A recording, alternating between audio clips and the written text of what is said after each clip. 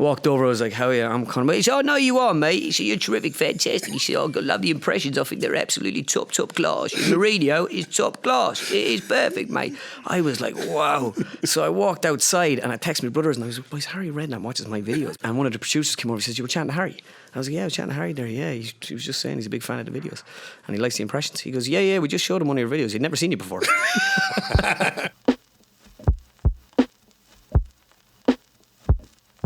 Welcome to Ireland Unfiltered. This week's guest is the brilliant Conor Moore. It was great to see Conor again. Conor used to be someone we all saw in the Joe office every day when he worked here doing impressions. And it was from here that he first caught the public's attention, as he did his GAA impressions and his football impressions. But it was all about his talent. When you just had to meet Conor once to realise that he was a guy with an incredible ability. And he'd married that ability with an obsessive desire to improve. His career now has gone to a new level with his golf work and his work with the Golf Channel because of his video that took off in April 2018. And he's back in Ireland for the summer. And it was really great to catch up with him and to see him again and to find out where he's going to go next. Before we go to that interview, don't forget to subscribe on all the usual channels to Ireland Unfiltered. And if you like the show, please leave a review. Conor Moore, welcome home. It's good to be back. The homecoming. I'm back. You're back. How does it feel coming back here? Nostalgic. Does it? Yeah. Although it's changed a little bit. Yeah. But I was only just thinking about it last night when I was thinking about doing this and how when I came in and meeting ye, hey, I'm Conor Moore or whatever, like obviously no one had a clue, and it's just crazy. Then you come back and it's all hugs and laughs, and it's my picture's still up on the wall out there. Yeah, that's not coming down. Never. you wouldn't let it. We'll get into that. We'll come back to that. But you're just back from New York. Came back 2 weeks ago. Yeah. Tell us about the last 6-7 months and what you've been doing. Like everyone saw the Tiger Woods ad. Yeah, that was just taking things to another level. Yeah, I went over to do that. We recorded that in December, and I kind of didn't have to move to New York or anything, but I just wanted to. I did live there a couple of years ago, and I love it, and it's like a second home to me. My brother lives there. Yeah. A couple of my best mates lived there, so it was very much like it's a home away from home. So I went over, and it was just nuts. It was crazy. It was just an amazing 8-9 months, whatever it was. And you went over to do the Tiger Woods ad? Yeah, and stayed on. Right. I wasn't supposed to stay, but I was like, I may as well stay till Christmas. And then when I went home at Christmas, I was like, I'll go back again. Yeah. And when I went back again, then I got myself an apartment. And I knew, coming up to this time of year anyway, I'd be in Ireland because of the golf. It opens up, and then the GA's on August. I'd like to bring Gerald Nan back at some point, get him going again. I think there's a demand out there for There's definitely a demand for Gerald. But now New York was great. It was class. It was everything you think it is. But I was kind of doing a lot of gigs, so you're travelling from from New York to different gigs. And talk to me about the celebrity then that might be growing. Are you? Because we saw you come in here and how it just took off. Just the way things built and how brilliant the characters were, and just how funny everything was, and just the way you nailed so many aspects and developed personalities and characters. And then it happened with golf, and you've gone into this other level then. But are you becoming in New York now? Are you getting recognised? Are people talking to you? Is what's happening there? It depends on where you are. Yeah. There was a pub right beside me where I live called the Long Hall, and I would be in there all the time. Right. But you walk in, it's like walking into Ireland. There's everyone has an Irish accent. So I'd be in there all the time. You're always noticed. But then when you're walking around the other parts of the city, no one will really notice you unless you're into sport. It was actually funny. I was walking home one day, and these two Argentinian girls were like, "Where's 235th?" And it's down the road from my house. So I was like, "Oh, it's just over there." I was like, "I'm actually going there now myself." I was like, "Were you?" So no, so I walked over. So we're up there sitting with them, and I'm like, looking around, hoping someone recognised me or something, just to give me that validation. All of a sudden, some fella walks over, takes a picture of the Empire State Building with his phone, turns around, and he's like, "Jesus Christ, Conor Moore!" And I was like, yes. And he was like, oh, Conor, what story? And he goes, Mary, it's your man from the Late Late Show. So his wife comes over, we take a couple of pictures, and the girls look up at me to go, are you famous? Aren't you famous? And they couldn't really speak that. Their English wasn't great. And your man just looks at me and goes, he does Joe Brolly, so he does. And the woman looks back, she's like, ¿Qué? What in Spanish? I'd say Brawley's delighted with that. When I texted him the next day, he was like, can I adopt you? He says, what a story, you just brightened up my day.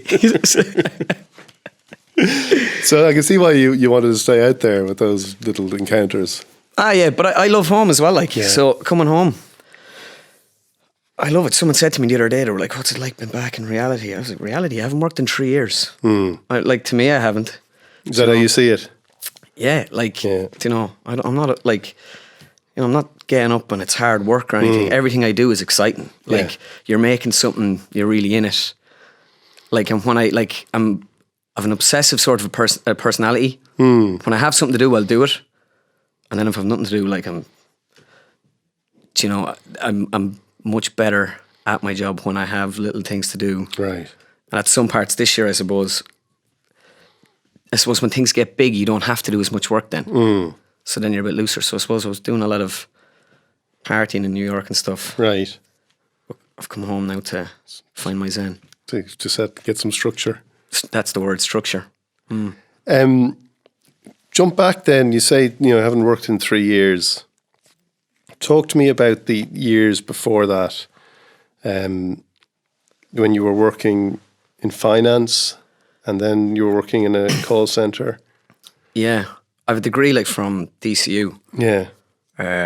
In finance, business or whatever. And I went into finance, and in my head I'm thinking Wolf of Wall Street, I'm going to be one of those boys, you know, make the trade, you know, it's going to be this big flash life. Then all of a sudden you're thrown into this job. I was working down in the IFSC there, and I was like bored, like so bored, and I was like, just, this isn't really what I thought this was going to be. And I know, listen, you work your way up, but I didn't know where I was kind of going. And then I was looking at these sales jobs, and I remember going over to work for Vodafone or whatever, and your man's looking at my CV, he's like, why do you want to do this job? I was like, I just want a bit of excitement or whatever, you know. So I started doing sales. So I ended up in Sri then doing sales.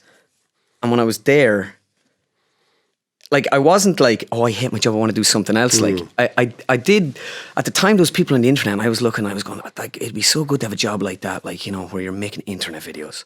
Right. Do you know, and it was this new medium. Yeah.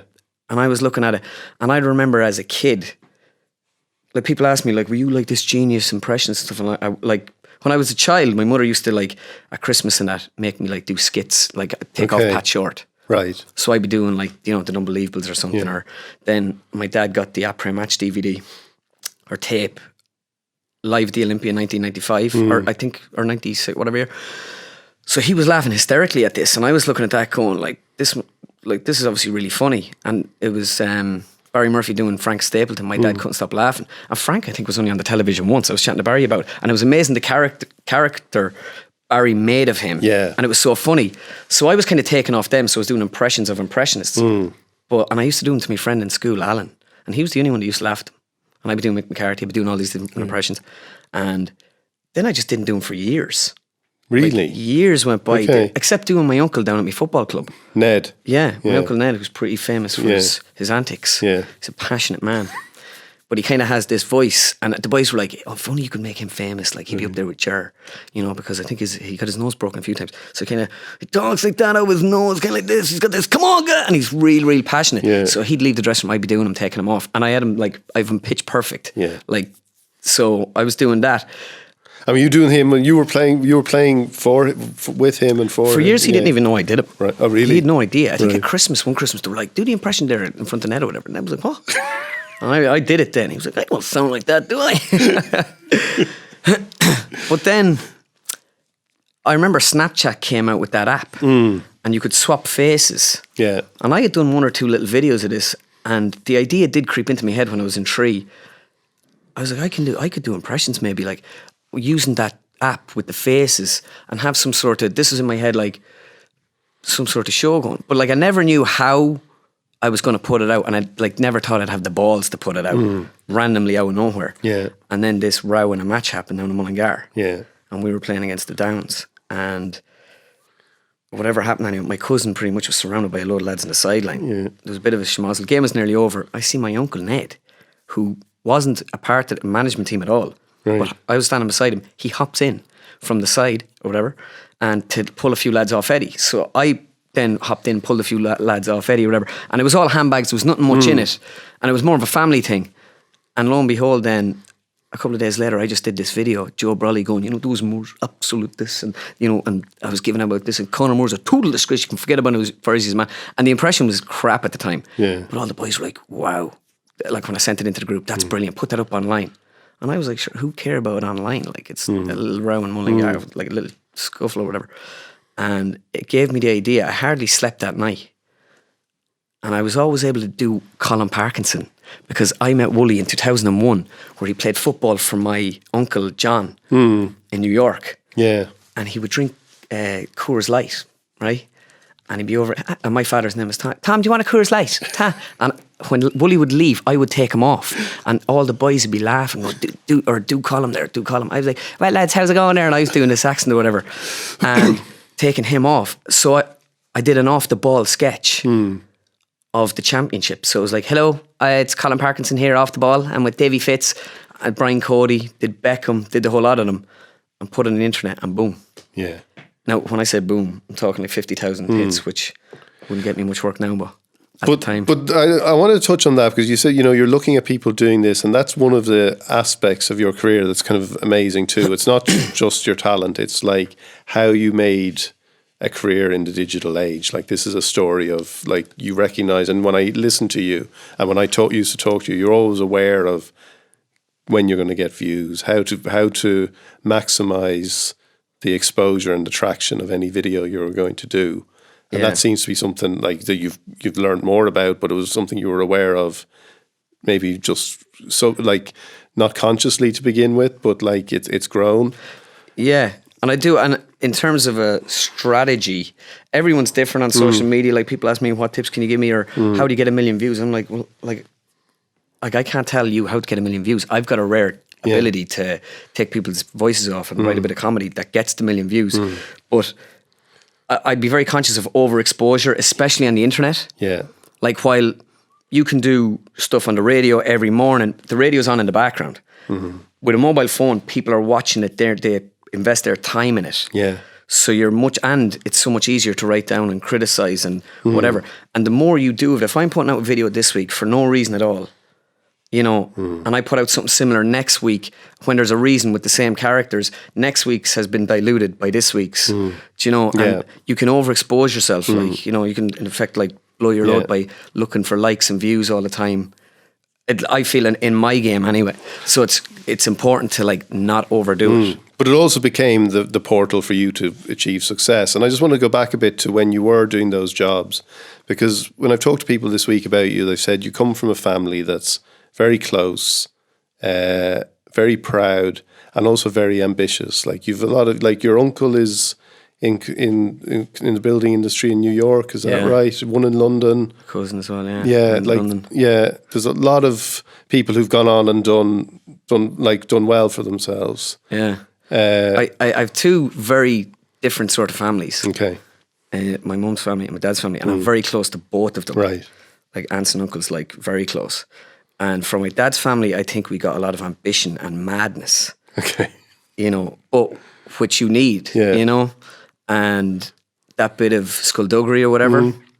And then from my mum's side, they're the nicest people in the world. Right. And I think me and my two brothers, we reckon we've a nice dilution of both. Okay. Where we have that kind of drive, but also that kind of, you want to be personable. And that's the great thing about my job, is the people you meet and stuff. And it's like, it's a dream kind of the stuff that's going on lately. Like it really has. But in terms of my family, my two brothers are very close. We're like best friends.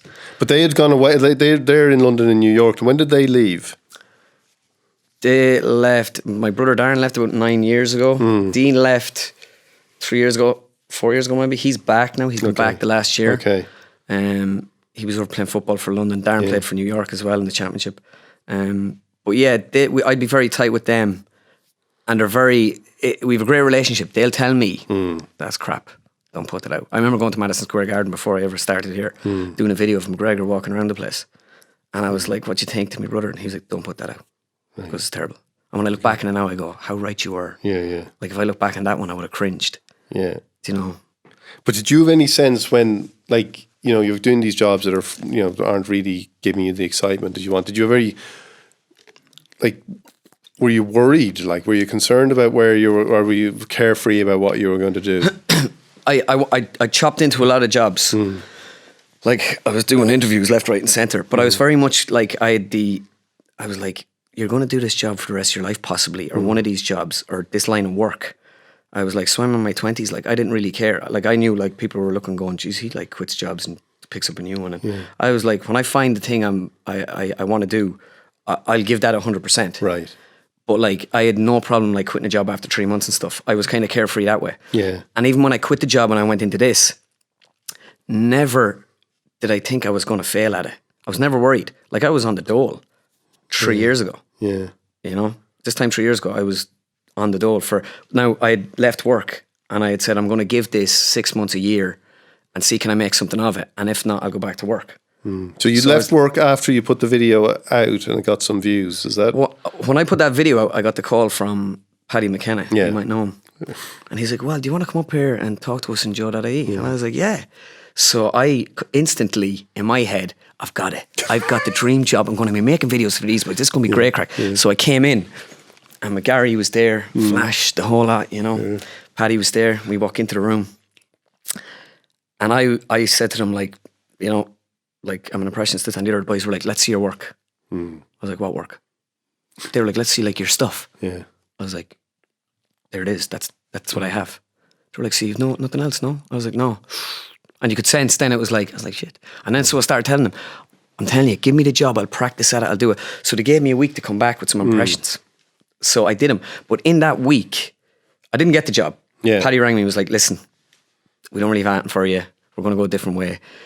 Keep up, maybe set up a page and stuff, you know, you never know. Maybe we do something in the future.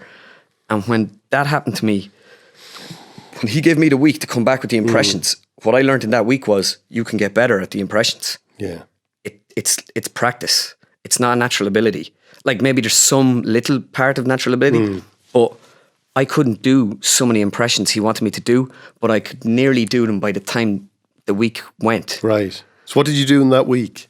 I literally just sat there. I actually, the boys, when I was working in Tree, I told them, I was like, lads, can I get a week off? These boys, and they were dead sound about it. They were like, listen, this fella has potentially a dream job. Take the week. And when I didn't get the job, I was really disappointed.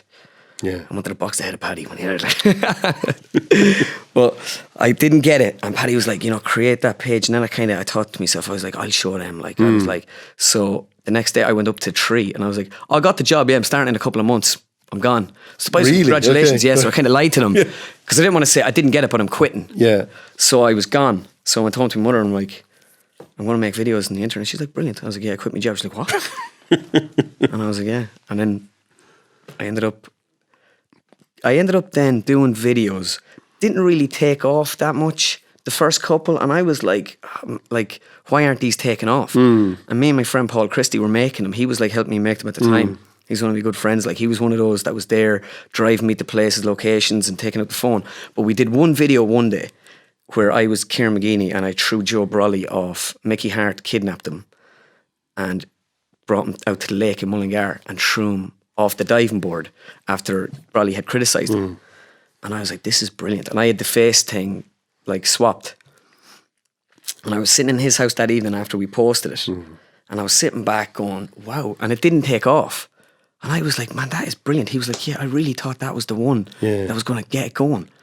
And I was like really dejected. And we kind of looked at each other. I know we weren't giving up, but I said, maybe I just have to do the Premier League. The GA, there's nothing in it there. Right. And that day when I actually did that video, two of the curlies that I play football with were like, you should do Gerlach Nan. He's hilarious. Out at the lake, they came out for the crack, like to watch me recording. And it's amazing that when I woke up the next day, the video did take off that night. Yeah. And I woke up and there was like 1,000 likes on it. And that was like my gauge, the likes, 1,000 likes. I was like, we have something here. Yeah. And then the next video, I did Gerlach Nan for like 10 seconds. Right. And there was maybe only 14 comments on the entire thing, but 7 of them were about Ger. That was hilarious. Where I went, just Tipperary useless. And that's all I said, something like that. Yeah. And I could see then, sure was a character. And that was the start of. And were you then at that stage? Were you as aware as you became of like making them characters rather than being like versus being accurate? Like, did you notice a difference in the response if you actually just created something that was funnier than if you were precise? Yeah, you did. It's the way I was when I was doing those videos. I wouldn't have been conscious of like at the time you put stuff out or any. That's I was just throwing them out randomly. Yeah. That's why they weren't taken off. Yeah. There was no structure, right? Because the next big one was around the Ulster Championship. But at the time, I was very focused on the impression. Yeah. But I was also trying to make it funny too, because when I was in, like I grew up in a dressing room, so I kind of gauge it and say, well, the boys find that funny. And that's the way I kind of thought things. And I'd send it to some of them, and if they liked it, then I was like, right, that's funny. But it was only until I came up and started working here that I realised timing. Right. Like when I started here, I remember the boys were kind of writing this stuff over in England for the Premier League, and I was kind of working on the impressions over here. Yeah. So I was just trying to do the impressions right. Then I realised like this is way better if it's funnier. Yeah. Like, although I still, as my brother said to me one day, but never go too far away. Don't not do a good impression. You should try find the equilibrium, let's say, of both, where it's good, very good, and very funny. Yeah. Some of them you can't make very funny. Like Loughnan's hilarious. Do you know, he is. Davey's hilarious. It's the mannerisms with Davey. But there's some guys like, they're just not going to be hilarious, you know. And like I do Jim Gavin. It's funny more so just because it's, you know, it's great. You know, it's that kind of Jim, deadpan sort of like, you know, those caring eyes, but he just doesn't care. Yeah. You know, it was like doing brolly. I was doing brolly at gigs, and I found like anytime I do brolly, people were like, oh, wow. Yeah. But they weren't laughing. Like the content wasn't there. I was just talking rubbish going, you can totally forget about him as far as he's a man. But then you do him at a gig now and it's all, well, I tell you, it's an absolute and total disgrace, so it is, you know. And it's the exaggeration. Yeah. And people want to see that. People want to laugh. Well, they also like, it's impressive and stuff. Like I remember coming down off a gig and people were like, just that was very good or whatever. And I was like, I want people like belly laughing at a gig. Right. You know? Yeah. And when did Brolly first see it? I started working here and Wooly gave me some phone numbers. Yeah. Loughnane, Brogan, a few lads. So I was ringing these lads saying, why was, to do what? To interview them? Sports Joe Live started. Yeah. So working in here, the timing of this couldn't have been better, me coming here and what I learned. So you started here around end of 2016, was it? The start of 2017. Yeah. Yeah. January. Came in. Paddy had rang me after I did a video that Jamie Carragher retweeted for the Premier League. So the boys, and I think one of the lads in England said to Paddy, they were like, Jesus, he got a lot better. Yeah. And so Paddy called me up. He says, do you want a job with us? So I, in my head, had a plan that I was going to say, stick it up your, you know, after. But when he rang me up, I was like, yeah, please. I'm right outside. I'll be there tomorrow. No, it's not till after Christmas. But so I came up and took the job, and it just worked perfectly coming in here because Sports Show Live had a segment. So I had to put something. But the first video, or the first thing I did up here, I did Klopp. In the studio? Live, yeah. I did it fairly bad. Yeah. I felt like it was live TV. And I remember being like, I remember Wooly was there and it was kind of stressful for everybody. We were trying to get off the ground. Yeah. And then we did a couple of videos. It wasn't really going well doing that kind of thing. But again, I didn't know, no one knew. And we were just going to figure it out as we went along. But the mad thing was, Paddy was like the manager making me believe I was better and things were better going. And I look back on it now and I go, geez, that was terrible. But Paddy made me believe it's going well. Right. It was funny one day, Wooly actually came to me and he goes, you'll do a gig for me tonight in Coppers. This was March. And I was like, yeah, grand. So I went down to Coppers and done a gig and like straight off the bat just did 4 impressions. And Wooly stood up there and like it went fairly bad. Yeah. Like it was awful. And I cursed a ton in it. And when I watched it, I remember like cringing at it that night. But at the end, Loughnane got a couple of laughs. So I left the stage with a little bit of a laugh. And I came up to work on the Tuesday or whatever. And Paddy was there and he says, what'd you think of the other night down at Coppers? I was like, yeah, it wasn't great, was it? He goes, what? He goes, man, that was a tough crowd. And you got the laughs at the end. The way you won them over. That's what I was impressed with. And I was like, yeah, I won them over. Then I come over to the Sports Show Live studio that evening and Wooly was sitting in the chair. And he goes, how do you think the gig went the other night? I was like, yeah, it was a bit dodgy at the start, like, but I won them over at the end. He goes, yeah, Loughnane wasn't bad, but I thought it was fairly crap now for a lot of it. That was the difference between Wooly. So you were getting the and good Paddy. cop and bad cop. And Wooly looked at me. He was like, "You'll have to improve on that." But he was right. Yeah. And I did improve on it. And did you look back on everything you did? Like, when you do stuff, do you still do that? Do you watch it back? Do you analyse it? Sometimes I do, sometimes I don't. I don't watch it back straight away.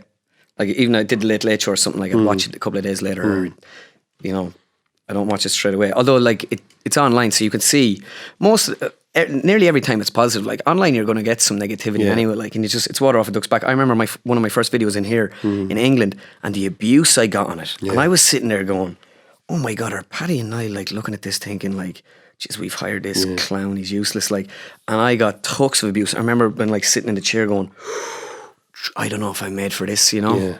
And at times I was nearly looking for a way out, because when you're doing stuff on Joe, doing stuff on your own page, safe. You can delete comments and stuff. But doing stuff here, they don't delete the comments here, you know what I mean? It's a free, they let people say what they want. So it was different, and it wasn't a safe haven. And I remember like at times I was like, and we'd one or two arguments here, I was like, I'm just going to leave, do my own thing, I'm better off. Yeah. And thank God I didn't, because we stayed and like we just got it right. It was like such a great place to work here, because when I look back on it, you only appreciate things more after it as well, you know. But I was given the freedom then after a while. They're like, "You right." I remember having a meeting with Niall, and it was like, "Well, how do we make this work then?" Or whatever, because I was kind of like, "I think I might leave or whatever." And I was like, "Well," and I said a few things like, I want to write the stuff myself and different things, which I could have done anyway. Yeah. But I had said it. They were like, "Right, you do whatever you want to do, and let's see how it goes." And it just took off from there. Is that when you started doing like Davey and jurors, stuff like that? Because I remember like being on Sports Show Live and always, I used to love it if I hadn't seen the sketch before the show went out, because it was the thing you'd looked forward to most, was what were you going to do that week. Yeah. And you know, you didn't want to see kind of half, like you'd be in the office and you see it being edited and you didn't want to see it. Always wanted to see it live, because it was just like it was just such entertainment. Yeah, but it was the encouragement as well. I remember you coming up to me saying like, you could like just have them doing their own show, a double act, going around together. Yeah. And it was, and actually we did the 3 or 4 of those live feeds, and it was Wooly that was like, "This isn't working," like, because we were asset stripping stuff from the show, but we weren't asset stripping my part, and I knew that, so I was like, obviously it's not good enough. But it was like, it could be a flat crowd in there at night as well, like you know. And then we did the sketches, and he was like, "You do sketches, start doing sketches." And then we just started doing the sketches, putting the boys in these little different situations, and like some of the stuff was just classic, like you know. Well, I watched the trial of Davey Fitz again there today. In the You Can't Handle the Truth with that was the first big one. Yeah, that was the one that really everyone was like, this stuff is really good. Again though, but Davey's suspension happened that day. It came out at the perfect time.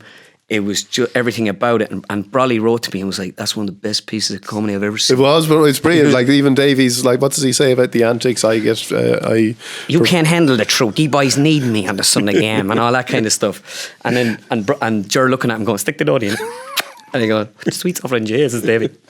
But doing that and making the characters, then I seen Brolly's a character, Davey's a character, Jer's a character. And I just based everything every week off one of them. Yeah. The trip to New York with Paul Galvin. And that was brilliant. I actually met him a couple of weeks ago.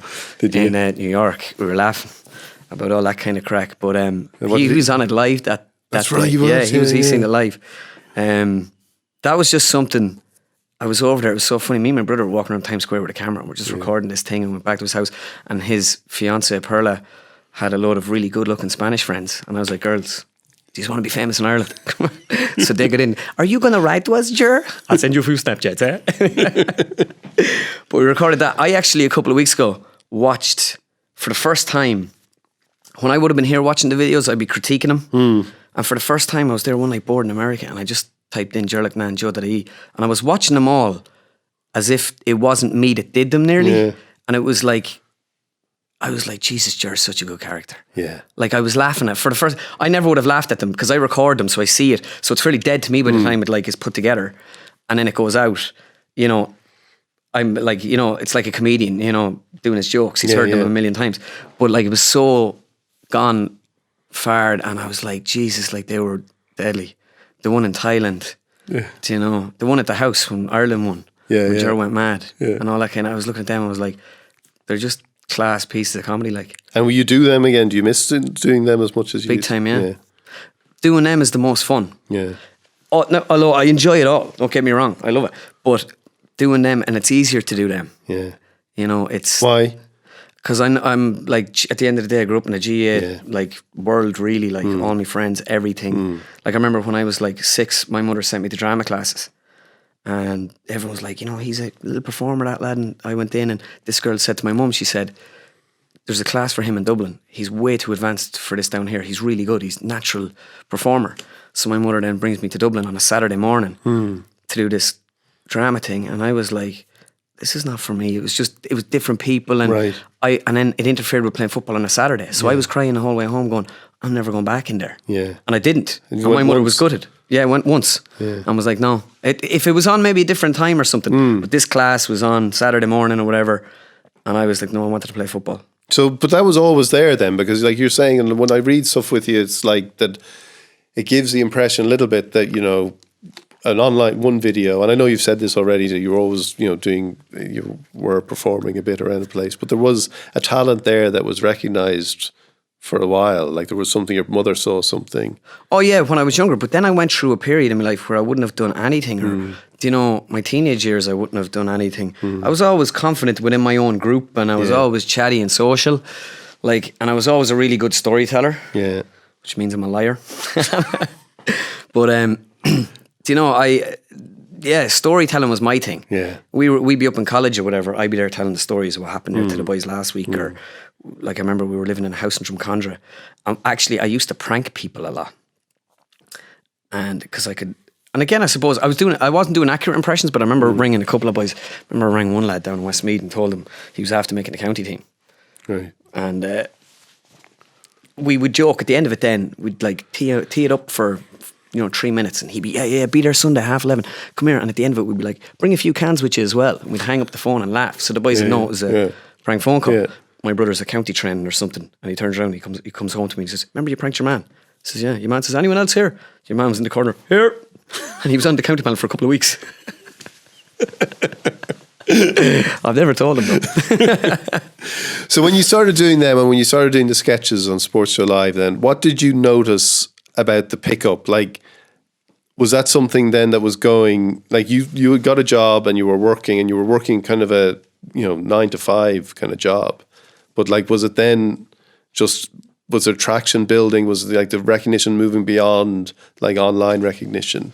When I was starting here, when you started doing the Ger and Davey and stuff like that. Oh yeah, within the GA community and stuff. I suppose like Joe's that big. It's the big Irish news website. Yeah. But like I didn't notice any, like older people wouldn't have a clue who I was, kind of thing, you know. But it was getting close to the summer, and I realised it was getting big. And then I remember they asked me to do it for the match, and I was like, wow. Yeah. And I remember my initial thought was, oh no, national television, like. You know, everyone looks at me and they're like, you're so confident and all this kind of stuff. And I'm like, man, I was sweating buckets in the room before I went out. Yeah. You just, you know, and everybody is. And when I did up for the match, then the recognition, I suppose, got a bit more because of older people going to games and stuff that would have watched the television. Even people around town wouldn't have known what I did. And yeah, and then I suppose I was here for a year and a half. And then the golf, obviously then it was just... It really took off. When you were doing that, and you say you're not like, everyone's impression of you will be that you're a confident fella, and maybe it's because you can tell stories and all that kind of stuff. But you mentioned a minute ago about, you know, when it started off and the, you know, the back, you know, the comments online and stuff like that. Like, were there moments when you thought like, it's not for me. It's not for you. Like, yeah, there was a few moments. Yeah. My very first time I went on stage, a fella hit me with an ice cube. I went out, and like again, I just knew nothing of it, you know, and I went out doing impressions with no content. And I did it like in a bar where it's a mental place. You wouldn't get Tommy Tiernan to walk in and tell him to be quiet at 1 o'clock in the morning. Like, and did it, and I was like, a couple of ice cubes were thrown at me. All of a sudden then I seen the madness ensued. The gig was over after 5 minutes. I dropped the mic and kind of went after the guy that threw the ice cube at me in the middle of this bar, and everyone thought it was part of the set. And this was my first time on stage, so I'm running down, and throw a few kind of fake swings, whatever. And the boys were like, Jesus, that was madness. What were you thinking? I was like, boys, that gig, I was delighted. I actually met your man later that night, shook his hand and said thanks because he got me off the stage. I was just that desperate to get off the stage. I was like, got this thing. I was like, oh. So it was nearly like a fake, like just go at it. But I remember thinking after that, geez, I don't know if it's for me. And then my cousin's wedding came. And this before I started working here. And he was like, I want you to do a bit at the wedding. And I was like, oh, yeah. And for all the days leading up to it, I did in my head that I wasn't going to do it. Yeah. I was like, I'm not going to do it. I'll come with some excuse. I'll think of something or say I'm not feeling well and not do it. And the night before I decided to do it. And it brought the house down. Right. And again, now, and the more experience I got in it, I've never done a bad wedding. Because weddings, people are in great mood. You slag everybody off, slag him off. And it's just easy. Right. So that then, I was like, I can do it like in front of a live audience. And I suppose I actually did, fast forward then 6 months, I did a couple of gigs with Brolly, Tomás O'Shea. So the boys were like, the O'Sheas were having a thing in the Gaeltacht. Yeah. And it was in the INEC in Killarney. And Brolly texts me and he says, will you come down, you're at my table, be great crack. And I says, yeah, they'll want me to do it, will they? And Dara Canege was there, whatever, dead sound lads, like, you couldn't meet nicer people down there. And I went up and done the gig. And I was on a roll of like 10 great gigs in a row. Some of them got standing ovations. And in my head, I just had this one set. Just do it. But this was a different room. I walked in, INEC in Killarney, and I stunk it out. 15 minutes up there. And like I was hitting these jokes that would work in a small community setting. Like, or a small GA club, nice and tight, slagging off Dion, slagging off Paddy, And this kind of stuff, I was slagging off the O'Sheas and stuff. But there was a big dance floor in front of me. And the closest people to me were like 100 yards away. Now, the boys reckon on the night as well, even though I was chatting to Tomás the weekend, he was saying, the sound was off. But I think the boys might have been saying that to me. Because the sound was shocking that night. We thought you were hilarious. But when I did it, I stunk it out. And I was like, me, Conor Hurt, it was there. I was like, I'm not that bad. Like, I've done great gigs, and I just went down there and done an awful gig. And Brolly was after telling everyone at the table, this fella's brilliant, forget about marrying all these guys. This is the guy. Brilliant, watch this, wit. And I went up, stunk it out of it. And when I walked, I was behind the curtain then, and I was sitting there, I was like, oh my God, how do I get out the back door here and up to the hotel room and fall asleep? I was like, I can't face the crowd after that. And like, it was embarrassing. I wasn't getting paid for it anyway. It was like a fundraiser. Even though Dara Canege came up to me next day, he was like, I'll give you a few pounds. I was like, Jesus, no. I was like, no way. But I remember thinking, how do I get out of here? And Dara O'Shea was looking back at me and he kept like doing that to his ear. And I thought he thought I was a producer or something, trying to tell me something. I was like, what? And then what he was actually trying to say to me was, sure, we couldn't hear you. Don't worry about it. He actually seen me in the chair, dejected, and was trying to, in the middle of his gig, was like, we couldn't, which says a lot about him. Yeah. But, and even Mark was like, I thought you were brilliant. I was like, shut up, Mark. But when I went down to the table, I said, you know what? Who cares? I was like, how many of those would get up and do what I did just there? Stand up and put yourself out there. I was like, there's no need to be embarrassed by it. Like, no one died. So I walked down and Brolly was standing at the table and he stood up in front of everyone and went, you were brilliant. And he laughed at me. I was like, get me a pint and shut up. So he comes over with this pint and he goes, you're awful down over there, are you? I says, yeah. He says, Conor, some people take things too seriously. I've seen you. I know you're brilliant. And I was like, yeah. He goes, Floyd Patterson, the boxer, he would bring a wig and a beard and glasses to his boxing fights, and if he lost, or he had a bad performance, and he'd be so ashamed, he couldn't face people. He'd put it on, he'd go out the back door, depressed and dejected. And I was like, that's a bit extreme, isn't it? He goes, no, I think you should start bringing a wig and a beard to your gigs. And he looked at me and he just goes, who gives a shite? And I was like, you're dead right. And I had one of the best nights crack I ever had down there with all them people down in Kerry and the Gaeltacht, the O'Sheas and stuff. It was brilliant. And was there a flip side to that too? Was there a concern about how people were going to receive the stuff you were doing? I don't think so. I was like, I never do something that I think, if a fella said to me he didn't like the impression, or I don't like what you're doing, it would take the fun out of it for me. So then you're kind of doing something and you're kind of pissing somebody off. Like if Jarlath Nan told me that day he hated the impression and all that, I would have been raging, and you say to people, I don't care what people think, whatever, but I love when someone comes up to me and says, man, it's hilarious. How Brolly receives it, Poulter, Jur, they all just loved it, and it's a bit of crack. And I always think, just never go personal with it. Right. take the inflection, make fun of them. To be honest, if they were getting pissed off with it, they'd probably look bad, because it is harmless fun at the end of the day. You're not trying to say anything about anybody, and you keep it that way. But I've known of people, and I know people, who've got huge success with impressions of doing people, and the people that they're doing will have claimed that they find it funny, but secretly they hated it. And like, I wonder, like, if there's ever any sense anyone ever comes to you, if there's any kind of feedback you get that, like, dial it down a bit or anything. Not on anything I've done so far. If someone said that to me, I would. I did insult a footballer one day, kind of how he looked, and I was a young footballer. I remember on one of them, before I ever started working here, and I remember I put it out, and the boys were like, it's a bit of harmless fun, put it out, it's a bit of crack, and I was iffy about it. I remember I took it down 2 days later, and I was like, you know what, like, that's not cool, like, you know what I mean? I was like, and you can take cheap shots. There's no real comedy in cheap shots, you know. No, without doubt, people, if someone did an impression of me, I'm sure I'd be like, oh, is that me? Like, deep down you're going, fuck, you know. But Jer has to think he's a bit of a legend, like, do you know, when he looks at his stuff, even though he was like, when I met him down with Wooly that night, he just came up and he sat down, and these big shoulders, like, he really is like he's a big man, and you're looking at him, this big head, and he just looks and he goes, "Jez, you're making a cunt of me, huh?" And I was like, huh? And I was like, oh yeah. He says, what sort of stuff do you have me over all, huh? Out there in Thailand, the whole lot, huh? One of the boys showed him the video in Thailand of him acting up. And I said to him, I was like, I hope you don't mind or whatever, like, you know. And I says, it's a bit of crack. I just kind of mixed your mannerisms and voice with Hugh Hefner, and boom, the public love it. And he goes, I hope you make millions.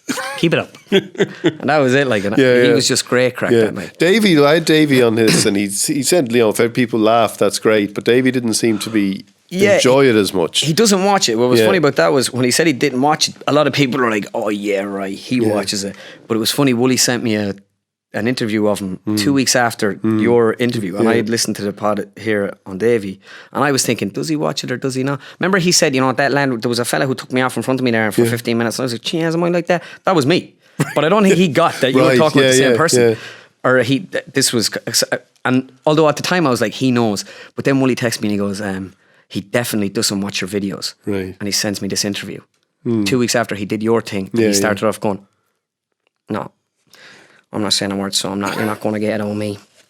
But I will say this. And me and Wooly were like, if he ever seen it, he never would have done that. Right. It's like Tiger now really never says the conditions were tough out there. Really? You've changed Tiger Woods? Like I've seen loads of interviews like, oh man, the conditions were really tough out there. Now, anytime I listen for an interview, I never really hear it anymore. So he must know, you know. Yeah. That's amazing. That's some influence to get Tiger Woods. The Tiger. Yeah. Well, talk to me about that then, because you were here and the GA thing, like, and were you getting, like, things were going so well, you wanted to start doing other stuff, and like, were you thinking about America? Were you thinking about?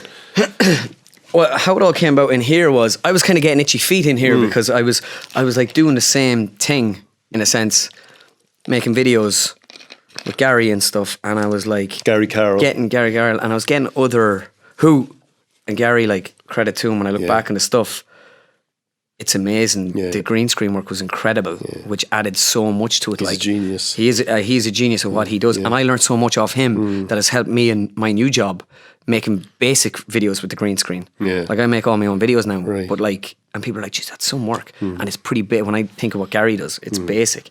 But when I was here, I was kind of getting itchy feet, and I wanted this, that, and the other. And Gary was like, what do you want? Geez, you always want something, you know. And when I look back in it now, I can see where he was coming from with stuff more after I've left than when I was in here. I was like, no, I want to do this, but this is good for me and it's good, you know, and put me out there. But like, he was going, so I'm just going to let you go work with the competition or whatever, this kind of thing.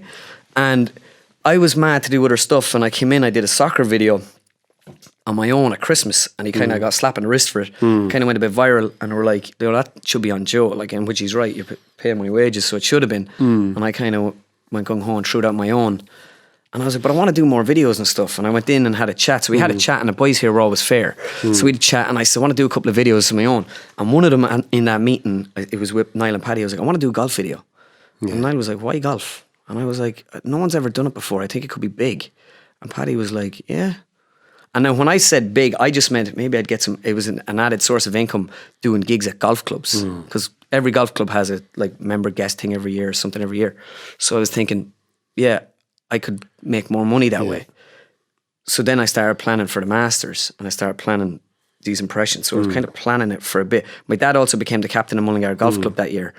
And he said he wanted me to do gigs. So that got into my head. Like, wouldn't it be cool if I was doing gigs in the golf club of golfers? Yeah. No one's doing that. You know, you've people comedians going to golf clubs just doing their set. Yeah. But imagine if I could do golfers. And then I started practicing all these players. And Poulter and all the guys. I couldn't get Tiger for ages and I gave up. My older brother then, massive Tiger fan, he was like, you have to get Tiger, man. I was like, the video's going out Monday, which was the Monday of the Masters for, you know, because the week that was in it, golf really, the hype doesn't start until the week of the Masters every year because the first competition. So I went out then and did that. And it was Monday, it was coming, and I had no Tiger. And Darren was like, man, if you have to lock yourself in your room, do it. So I was there, locked myself in my room. I was going waking Dean up. Like I woke Dean up, I think in the middle of the night at 2 o'clock in the morning, nearly held his head up going, what do you think of that? He was like, yeah, it's grand, yeah, that was good, get out. Like I was up all night practicing Tiger, and literally on the Saturday of the Masters, the Saturday morning, I recorded it and sent it to the boys, and the boys were like, yeah, that's good enough. Not perfect, but you know that's Tiger. And then the Tiger, another one was Bubba Watson I didn't have time to do him, but I was chatting to Rory Stories, and Rory Stories was like, just have him crying. All he does is cry. Where Rory would see these little caricatures as well, you know, and what he does. And I put him in, and the two biggest characters were Tiger and Bubba. That week, everyone was like, your Bubba's spot on. Even though I just went, never said a word. But Bubba cries all the time. So again, it's not accurate, but it's funny. Do you know? And that video, my phone just blew up. It was mad. I went out on the Monday evening, then it was retweeted out a few times, whatever. My phone was going mad. And I went to bed. I woke up the next morning then, and it was gone double mad. There was articles everywhere, all over America. The Frank Caliendo, I didn't know him at the time, is the big impressionist in America. The Frank Caliendo of golf. And the Golf Channel contacted me and were like, do you want to come over and talk to us about some possible gigs? And what I did was I did a sketch on the Friday then of the golfers in the locker room, just to kind of show them that it's not just impressions here. We can make like little comedy videos, like I can act as well. So I put that out. That got like 375,000 views. The first video got like 5 million between all the different platforms. But still 375 is huge. And it wasn't like doing impressions. It was actually a comedy sketch. Right. So then they seen that, and it kind of went from let's do a few videos to, hold on, let's hire you. And then I got the call, went to Orlando, and I kicked off from there. To change your life. Massively. Like the GA, like I was making a great living in here, everything. But like golf is obviously, you know, I was doing a gig a couple of weeks ago in Michael Dell's house. He's worth 20 billion. Sitting there drinking a glass of wine with him. After the gig, it went really well. I was sitting there, I was just sipping the wine. I was really cocky after the gig, like I owned the place. I had all these like rich people sitting around and they were all chatting away. And he says, so what are you doing tonight, Conor? And there was a couple of boys from Ireland. I was meeting them in 6th Street, which is in Austin, this famous like drinking street. It's like Harcourt Street. And I was like, yeah, I'm meeting the lads down in town there, or down 6th Street. You should come down for a couple of beers. He goes, oh, I don't know. And I was thinking like, throw a joke in here. I was like, come on, they're doing $2 whiskies. You have to come. And everyone was like, and I was just like mortified sitting there. But it was brilliant, things like that. Like I did the commissioner's house. You go to these places in America, it's like the Great Gatsby's houses and these things, and you're just like, wow. I'm always sending pictures back to the boys, look at this. And but it's mad. It's just so well received. You're there. They treat me so well. Like America's just such a great country. I find the people over there and stuff in the golf world, people in the golf world are so nice. Like they'll do anything for you. And the best part of it, like even that night, I met like a load of people and they give me the cards for like their golf club. Whenever you want to come down, you just tell us. Like Liberty National, like is impossible to get on. It's 350,000, I think, to be a member of the club. And then I was just contacting the owner and bringing me and the boys from Mullingar, and we were playing it there just before I came home, walking around this course, free of charge. It's just unbelievable, you know. And they're probably the best perks of the job, is when you get to bring the boys to stuff and, you know, treat other people. Even at the weekend there in Lahinch, like my parents walking around the place, you know, my dad's there with Joe Canning. He's from Galway. When my dad, like, he says he's from Galway. He was there for 6 weeks and he moved when he was 6 weeks old. I always slag him and say you're from Westmeath, but he likes the success west of Ireland. So he's like, I'm a Galway man. Yeah. So meeting Joe Canning, my mum got a picture with Poulter. Right. So you're walking along or whatever, and he came over and he was doing a picture. He said, I'm Conor's mum. He said, what? I'm Conor Moore's mum. He's taking the mick out of me. Took the phone off her. Let's do a selfie. Who's in? You know, and everything, you know. It's just class. Yeah. And they've championed you as well then. Like, that's the thing. Like, that is like a huge part of your success. The fact that, like, you know, Sergio, people like this, they all love the impressions. Like Tiger, obviously. Yeah, like meeting Tiger was just, what was cool about Tiger was asking me about different videos. So when I went in, like, I was obviously a bit nervous, but then after a few minutes I wasn't, because he was talking to me like nearly, some of your videos, man, impressions, you're Conor McGregor, man, that dude is tough, and all this and stuff. And I was doing McGregor for him and doing a few impressions, and then I was doing the conditions are really tough out there. He was like, fuck, dude, you sound just like me. God. So then I was like, this lad is like nearly like a fan. He made me feel like this guy loves 10 me. foot tall. We're walking in, puts his arm around me. He's like, dude, love the videos, man. So we're walking in just chatting, and it was like being with a friend all day. Like, he was so nice. Yeah. My brother was there, walked in, Tiger walks up to him, hey, puts his hand out. I'm Tiger Woods. My brother goes, I know, yeah. Like, he didn't even know how to respond to it. Like, and then about a minute later, he's like, I'm Darren.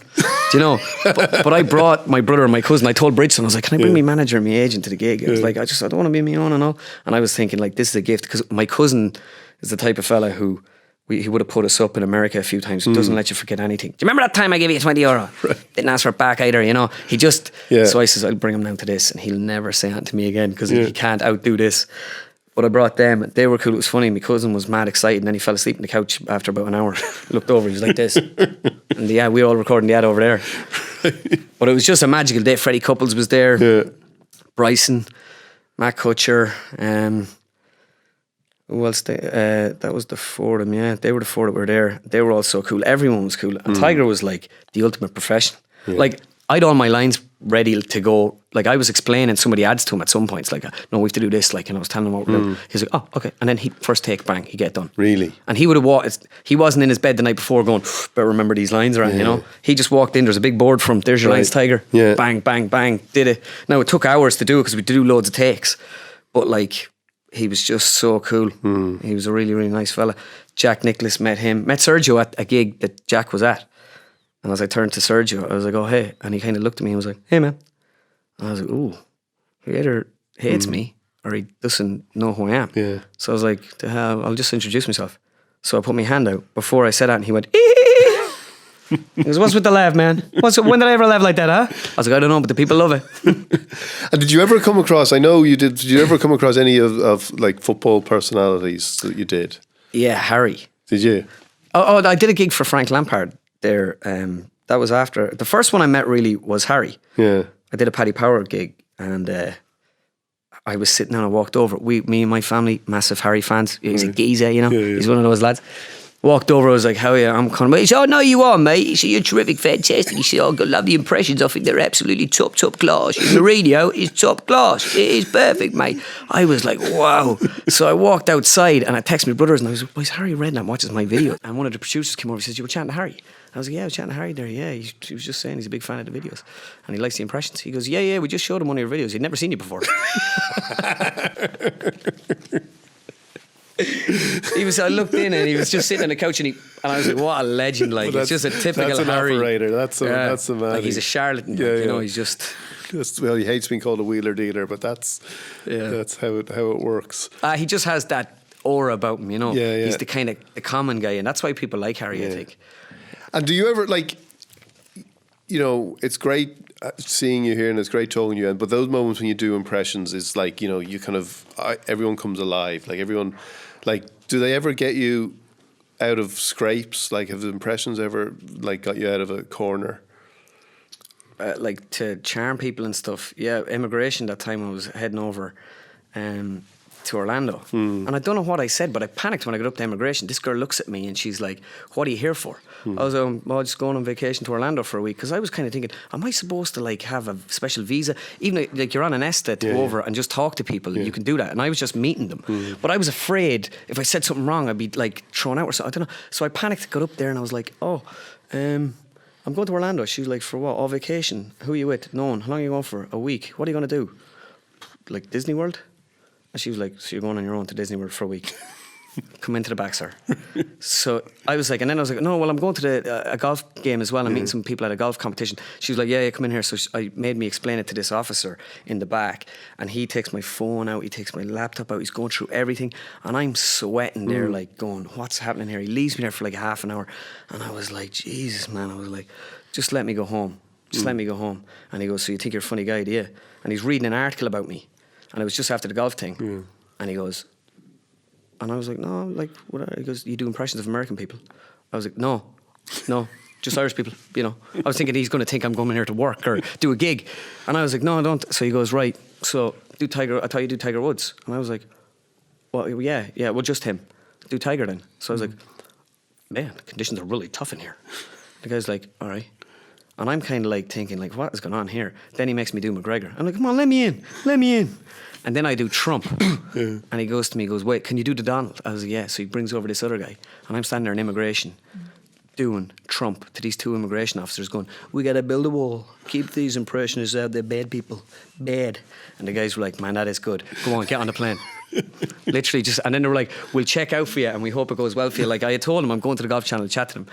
And I was like sweating buckets when I got onto the plane. When you did the golf thing, like you had tried, I read that you had actually tried to do that before, you had a plan to do it, and then you went on a weekend in New York and kind of just forgot all about it because you had a kind of lost weekend in New York. Yeah, it was the Ryder Cup the year before it, which was September.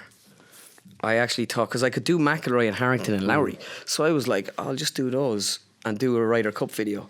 And then I went into beer, I kind of lost my voice because when you wake up after you're going to beer, so I didn't do it.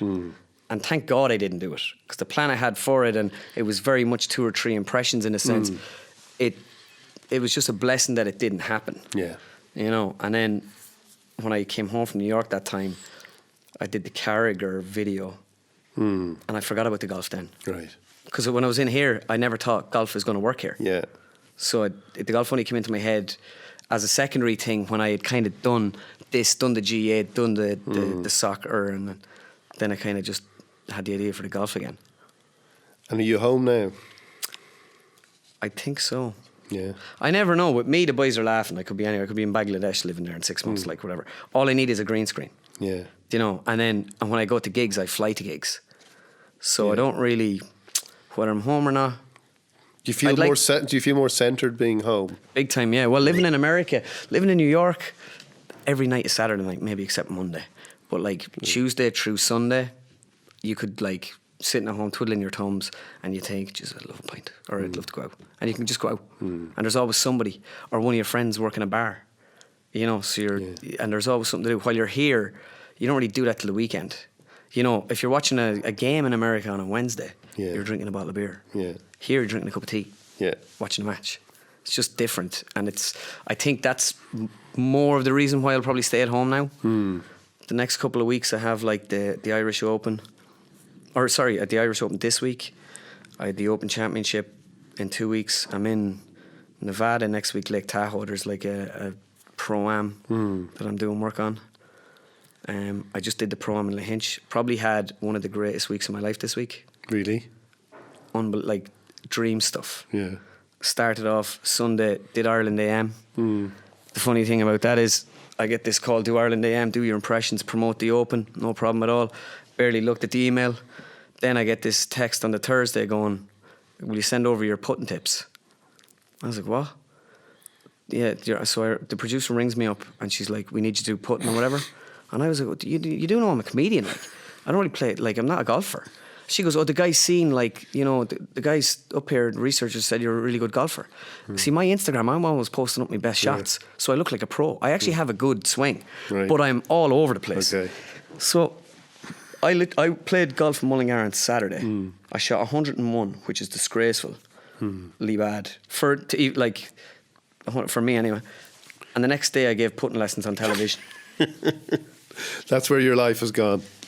Then from there I went to the Munster final, went to Dublin that night. We were in Coppers till all hours. And then Monday I went to Powers Court to play golf, the Off the Ball Open. Great crack. I was all over the place there as well. Like I wasn't in no fit state to play golf, but we had a great laugh.